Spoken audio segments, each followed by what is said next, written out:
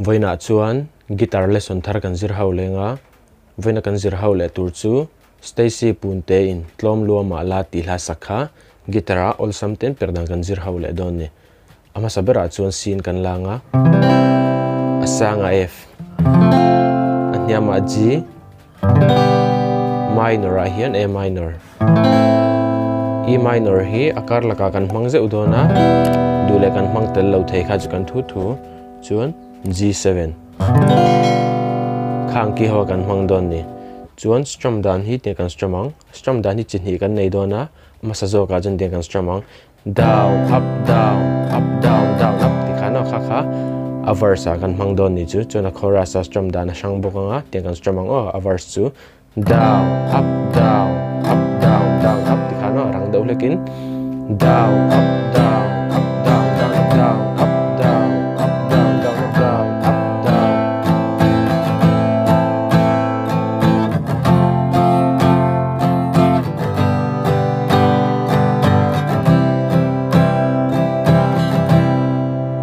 ti khana verse kan strumang chuan a chorus a hin strum dan chinang kan nei lenga chu chu tian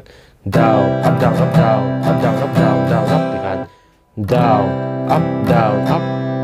down up down up down down up ti khan down up down up down up down up down down up rang do lekin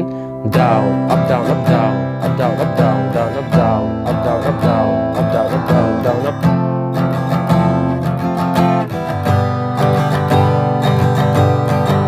ti khan kan strum don ni masa zo kha